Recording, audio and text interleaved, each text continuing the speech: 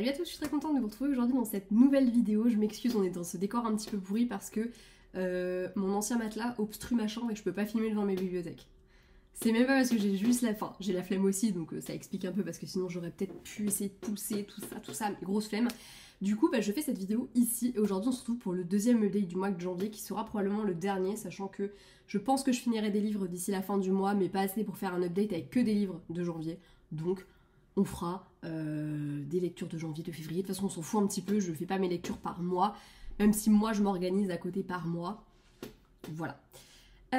Pourquoi j'ai si peu lu en ce mois-ci ? Pour une simple et bonne raison, c'est que j'ai lu ça. J'ai lu le tome 2 de Crescent City, Maison du ciel et du souffle de Sarah J. Maas, publié chez Le Saxus. Belle petite bricasse, puisqu'il fait plus de 900 pages. Il en fait précisément... Enfin, après, j'ai pas lu les trucs... Il y a des... En plus, il y a des... Ouais. Enfin, c'est cool, hein, c'est vraiment cool. Il y a des... Comment on appelle ça ? Des petits... Comment on dit ? Des bonus, oui, merci. Il y a des petits bonus, c'est cool. Je les ai pas lus honnêtement, parce que j'avais qu'une hâte, c'était de finir le truc. J'arrivais à un stade où vraiment j'avais besoin que ça se termine. Mais sinon, il y a 923 pages, voilà. Plus des petits bonus, si le cœur vous en dit.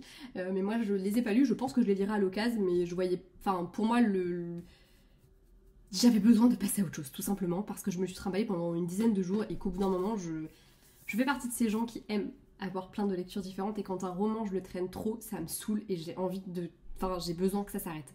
J'ai besoin de passer à autre chose, j'ai besoin de lire autre chose. Mais ça a quand même été un super coup de cœur. Crescent City, c'est un peu compliqué de vous en parler parce que je trouve que l'univers est tellement riche que je suis convaincue que je vais pas assez bien vous en parler. Tu vois un peu le délire, il est vraiment vraiment bien cet univers. C'est un univers d'urban fantasy, il y a plusieurs créatures magiques, et on va y suivre Bryce qui est mi-femme, mi-fée, enfin mi-femme, mi-humaine, mi-fée plutôt, qui va dans le tome 1 faire équipe avec Hunt, qui lui est un ange déchu, il a participé à la rébellion, il s'est élevé contre les Astéries, qui sont ceux qui gouvernent ce monde, ils sont juste au-dessus des anges, un petit peu dans cette espèce de hiérarchie, et il a perdu quoi. Hein, du coup, il a été mis en esclavage et depuis, il travaille comme... comment dire ? C'est un peu les flics, les militaires, tout ça. Enfin voilà, il y a des petites... des factions qui travaillent pour protéger la Terre de diverses choses. Enfin, la Terre, la leur, hein, c'est pas tout à fait la même... Pas tout à fait comme nous. C'est pas fait comme chez nous, quoi. Bref, voilà, on a toutes ces créatures, on va avoir des loups-garous, il y a des sorciers, il y a des anges, du coup, vous aurez compris, des fées, des sirènes et des tritons, ce genre de choses. Enfin, voilà, c'est un univers qui est vachement vaste et c'est pour ça d'ailleurs que je ne vais pas m'étendre dessus pendant 10 plombes. Ce tome 2 se déroule quelques temps après les événements qui se... pas très longtemps parce que c'est l'été et les événements, il se tue à le dire que ça s'est passé au printemps. C'est vrai que ça a beaucoup impacté le personnage de Bryce, qui a énormément évolué. Et elle tente de retrouver sa petite vie normale dans ce tome 2. Elle tente de se dire, on a vécu des choses, c'était sympatoche, on a un peu mis les pieds dans les trucs qui nous dépassaient, maintenant stop, ça suffit, hein, on redevient des gens normaux. Mais c'est moins facile qu'il n'y paraît, et bref, voilà. Ce tome 2, je l'ai beaucoup aimé, j'avais adoré le tome 1, de toute façon, cette saga pour moi c'est un véritable coup de cœur, je trouve que j'aime beaucoup ACOTAR, hein. C'est une très bonne saga écrite par les mêmes autrices, et je vous conseille de le découvrir, c'est très sympa. Mais je trouve vraiment qu'avec Crescent City, on est vraiment un gros cran au-dessus. Déjà parce que c'est beaucoup plus macabre, on est plus dans de l'urban fantasy, quand ACOTAR c'est plus de la fantasy. Je suis pas tentée de dire jeunesse parce qu'il y a du cul à toutes les pages dans certains tomes. Voilà, là on est sur quelque chose que quand même je trouve plus adulte vraiment j'aime beaucoup la noirceur de cet univers et en même temps tout ce qu'il y a de très positif dedans. C'est un roman que j'aime beaucoup et un univers qui est super riche. Le tome 1, je lui avais mis 20 sur Livre Addict. Celui-ci, je lui mets 19. Vous voulez savoir pourquoi ? Parce qu'il y a beaucoup trop de scènes de cul. Voilà, c'est quelque chose qui m'a beaucoup déplu dans ACOTAR, que ça se barre un peu en couille à ce point-là. Il y a vraiment des scènes de cul que je trouve que ça n'apporte rien à l'histoire et pourtant ça me dérange pas. J'ai écrit de la romance, il y a des scènes de cul dans mes bouquins, donc ça ne me dérange pas d'en lire ni d'en écrire. Mais quand je trouve que ça n'apporte rien, c'est là que ça pêche à mon sens. Et malheureusement, dans Crescent City, j'ai retrouvé ça. Il y en a certaines qui apportent véritablement quelque chose à l'histoire, mais je trouve qu'il y en a beaucoup trop et que c'est pas forcément très intéressant, que c'est pas... Pour moi, il y a vraiment de très longs moments, parce que c'est quand même long à chaque fois, qui auraient peut-être pu être utilisés pour autre chose que de nous montrer deux personnages qui couchent ensemble. Voilà. Je ne trouve pas que ça apporte quoi que ce soit, et moi personnellement c'est des passages que j'ai passés. Voilà, je lisais en très très gros diagonale, hein, vraiment, je lisais 3 mots sur une page. Quand il y avait des dialogues, je faisais l'effort de les lire quand ce n'était pas des ah oui plus fort. Voilà, dans l'idée. Je trouve que c'est dommage, encore une fois. Quand j'étais plus jeune, ça me dérangeait un peu moins ce genre de scène. Maintenant, j'avoue que je pense que j'ai une conscience un peu plus accrue de quand ça va apporter quelque chose à l'histoire et quand ce n'est pas le cas. Là, littéralement, je pense qu'il y a 2 scènes qui apportent vraiment quelque chose à l'histoire, qui vraiment font qu'il y a une évolution, soit de la relation, soit du personnage de manière, enfin des personnages de manière générale, mais c'est tout. Et il n'y en a pas que 2 des scènes de sexe, il y en a plusieurs. Il n'y en a pas non plus à toutes les pages, hein, attention, il n'y a pas une scène de cul par chapitre.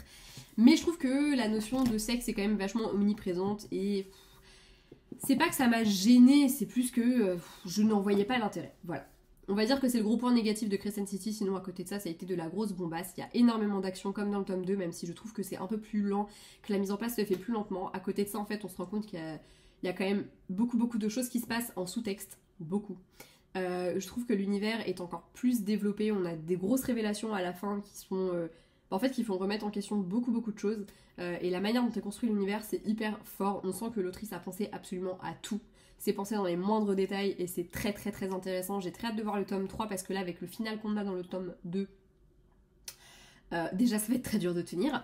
Et en plus de ça, c'est absolument inhumain de nous laisser comme ça, avec des révélations telles qu'on a eues. Et puis, un peu en stand-by, je jure, sur certains personnages, comment ils s'en sortent, quoi. Hein, pour parler franchement.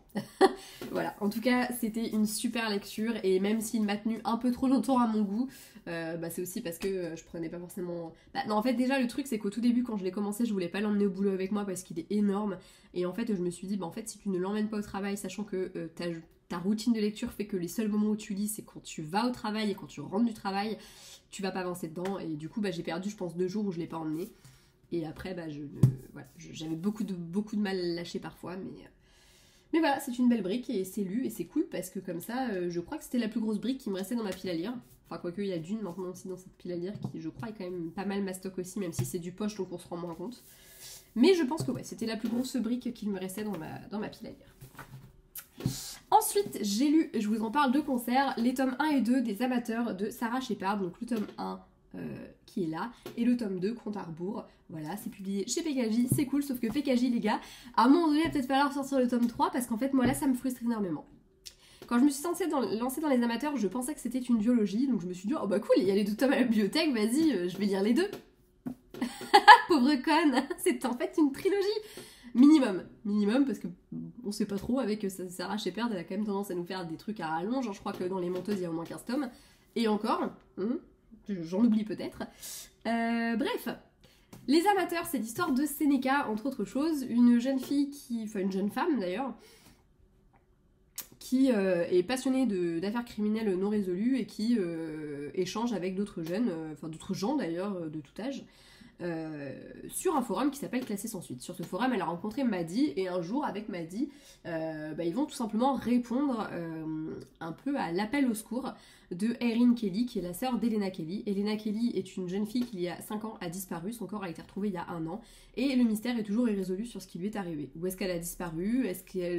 Pourquoi est-ce qu'elle a été assassinée ? Est-ce qu'elle a été enlevée ? Est-ce qu'elle a fui ? On sait pas. Et Erin, elle a besoin de découvrir ce qui est arrivé à sa sœur.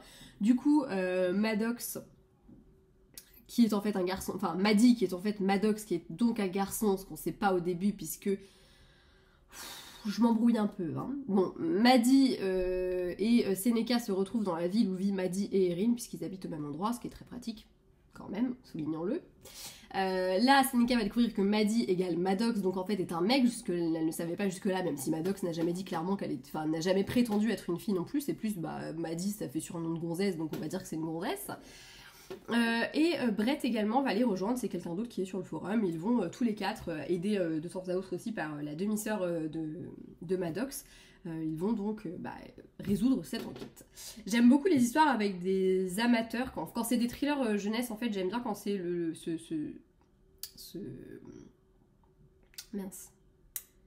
ce scénario-là, de l'amateur qui va essayer de résoudre un crime qui n'est pas résolu, etc., ou qui va remettre aussi en cause ce qu'on pense être vrai, etc. Je trouve que c'est super intéressant et c'est quelque chose que j'ai bien aimé parce que je trouve que c'est très bien mené. Accessoirement, on a des personnages qui ont vécu des choses qui sont pas forcément faciles et qui vont se rejoindre vraiment dans leur traumatisme. Je pense au personnage de Seneca notamment et au personnage d'Erin. Le personnage de Brett également d'ailleurs. En tout cas, c'est des personnages qui sont vachement intéressants et j'ai beaucoup aimé les voir se rapprocher, etc. Le plot twist final est génial et dans le tome 2 bah, aussi, donc en fait t'as qu'une envie, c'est de lire la suite qui n'a jamais été traduite en français. Voilà. Donc en fait, ma lecture qui était super bonne, genre vraiment je passais un très bon moment, ça m'a fait du bien, j'avais besoin d'un truc où j'allais enchaîner les chapitres et c'est littéralement ce qui s'est passé, j'arrivais pas à le lâcher parce que bah, c'est du thriller, donc mine de rien, t'as envie de connaître le fin mot de l'histoire, l'enquête elle est bien menée, je trouve, les trucs s'enchaînent très bien. T'as un peu ce sentiment de te faire berner à tout moment. Il y a des... D'ailleurs, c'est très drôle parce que le retournement de situation finale, je l'avais pas vu venir et en même temps, j'ai pas été complètement étonnée parce que mon cerveau avait fait des rapprochements que moi, j'avais pas forcément fait. Il y a des choses que j'avais pas forcément vu venir et en même temps, je me suis rendu compte qu'en fait, en lisant certains passages, j'avais tiqué en fait. Et du coup, c'est vachement intéressant quand à la fin t'arrives et tu te dis putain, enfin, je me suis fait baiser quoi. Et t'as un peu ce même sentiment que les personnages d'avoir eu sous le nez des choses depuis le début et en fait bah, de t'être fait avoir quand même. Et je trouve que du coup c'est vachement bien foutu. Et le tome 2 c'est un peu plus un espèce de jeu de piste. On a vraiment une nana qui se fait enlever et son ravisseur va faire un jeu de piste à ses amateurs et va un peu les pousser dans leur retranchement. Et on a vraiment l'impression de se faire aussi berner. Mais là on le sait depuis le début quoi, que clairement cette personne joue avec nos protagonistes quoi. Donc c'est des récits qui sont vachement cool, mais c'est clairement pas des romans que j'aurais lus si j'avais su en amont que le tome, qu'il aurait dû avoir qu'il y a un tome 3 qui existe et qu'il n'a pas été édité en France. Ce que je trouve très dommage du coup. Parce que bah, c'est du temps que j'ai... Enfin c'est con à dire, mais j'ai l'impression d'avoir perdu mon temps à lire un truc où j'aurais jamais la fin, parce que je dirais pas la lire en anglais, je le sais, parce que ce sera jamais traduit. Hein, le tome 2 il est sorti en 2017. On est en 2023, je vous laisse faire le calcul, mais clairement ça ne sortira jamais, c'est sûr. Et du coup, bah, ça me fout un peu les boules, du coup, d'avoir un peu perdu mon temps comme ça. Ouh, trop cool. Voilà. Bref, malgré tout, c'était quand même des bons romans, et bah, j'ai quand même très envie de savoir ce qui s'est passé. Donc, si jamais vous les avez lus, et que vous avez lu le tome 3 en anglais, parce que vous êtes beaucoup plus patient que moi et beaucoup plus bilingue que moi, n'hésitez pas à m'expliquer un petit peu comment ça se termine, ça me ferait très plaisir. Et puis, bah, si vous êtes comme moi, que vous avez lu les 2 bouquins, parce que vous vous êtes dit, trop bien, c'est une duologie, en fait, bah non! Ou alors que vous, encore pire, vous les avez lus au moment où ils sont sortis et que du coup vous attendez toujours le tome 3, et ben on est dans la même équipe les gars. Clairement, je sais pas comment je vais faire sans savoir le fin mot de l'histoire quoi. Ça se termine encore en gros cliffhanger de bâtard et je fais chier quoi, juste fais chier. Bref.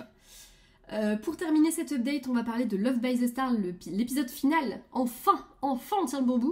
À l'heure où je fais cette vidéo, il vient de sortir. Et vous, quand vous la verrez, du coup, il est sorti le 28, donc samedi dernier. Voilà. Love by the Star, je vous en ai rebattu les oreilles depuis le début de sa sortie, parce que c'est un roman qui a été réédité et sorti en épisode. Voilà.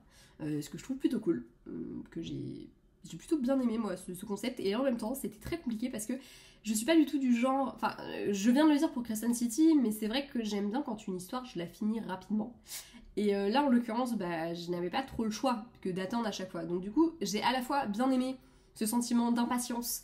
Là je guettais ma boîte mail, d'ailleurs heureusement que certains ont partagé sur Insta le fait de l'avoir reçu, parce que sinon je n'aurais pas vu l'épisode puisqu'il est tombé dans mes spams, trop cool.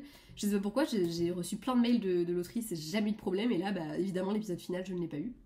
Je l'ai eu 3 jours après je crois. Voilà. Du coup, qu'est-ce que je disais ? Que oui, il y avait un petit peu ce côté impatience que j'ai trouvé très cool, et voilà, donc bref, c'est un roman que je vous conseille bien. Ce dernier épisode, qu'est-ce que j'en ai pensé ? Eh ben écoutez, moi j'ai bien aimé, j'ai trouvé que le choix de l'autrice, je vais pas vous le spoiler évidemment, puisqu'il s'agit, je crois que j'ai même pas parlé du bouquin, Tia, c'est une danseuse qui va rencontrer les acteurs de la saga de livres qu'elle adore, enfin les acteurs de l'adaptation de la série de livres qu'elle adore, et elle va se retrouver le cul entre deux chaises, entre deux qui l'aiment bien et qu'elle aime bien aussi, c'est un triangle amoureux quoi. Et du coup, bah, à la fin, on arrive au stade où bah, il y a un choix qui potentiellement va s'imposer, hein, forcément, à un moment donné, il faut que ça se termine aussi. Et du coup, j'ai beaucoup aimé le choix de l'autrice. Voilà, je n'en dirai pas beaucoup plus que ça, mais je sais qu'il ne plaira pas à tout le monde, parce que de toute façon, forcément, à partir du moment où il y a un choix à faire quelque part, ça ne plaît jamais aux gens, hein, voilà. Mais en l'occurrence, j'ai beaucoup aimé ce choix, je trouve que... c'était le choix le plus juste à faire, à mes yeux. Moi, je pense que j'aurais fait la même chose, pour le coup. Et c'était appréciable, voilà. Je n'en dirai encore une fois pas plus parce que je ne veux pas vous spoiler, mais je vous invite évidemment à découvrir ce roman, c'était plutôt sympa. L'intégrale va bientôt sortir, voilà, et accessoirement, même si vous ne voulez pas de l'intégrale, vous avez tous les épisodes qui sont désormais disponibles, il y en a 5 en tout. Et ouais, je vous invite à découvrir ce roman, c'était plutôt sympa et j'ai passé un très bon moment. À mes souhaits. Voilà, bref. Je vous laisse, j'ai terminé avec cette update. J'espère que cette vidéo vous aura plu et j'espère avoir d'autres livres à vous présenter très rapidement, même si j'ai vraiment l'impression d'avancer à la vitesse d'un escargot. Je devais vous parler de 2 livres que j'ai abandonnés, mais bah du coup je vais pas le faire, tant pis. Mais juste pour info, j'ai abandonné Alabaster et moi de Émilie Lecarte et j'ai abandonné Et ils meurent tous les deux à la fin d'Adam Silvera parce que... Et les deux, c'est la même raison, je n'arrivais pas à rentrer dedans. Alabaster et moi, j'ai pas tenté plus que ça. Au bout d'un moment, je me suis dit, je m'emmerde, vas-y, j'arrête. Et ils meurent tous les deux à la fin. J'ai quand même tenté, j'ai lu toute la première partie, donc plus d'une centaine de pages, mais ça voulait pas. C'était peut-être pas le bon moment, je ne sais pas, mais en tout cas, j'estime que j'ai trop de livres à lire pour perdre mon temps avec des romans qui ne m'intéressent pas et dans lesquels j'arrive pas à rentrer. Donc, c'était un flop pour moi. Donc, stop, on arrête les frais. Voilà. Bref, comme d'habitude, j'espère que cette vidéo vous a plu. N'hésitez pas à me donner vos avis sur ces romans si vous les avez lus. Je suis un peu KO, donc je suis désolée, c'était un peu chaotique cette vidéo. Je n'ai pas de suite à cette phrase. Voilà. Je vous fais de très gros bisous et à bientôt. Salut.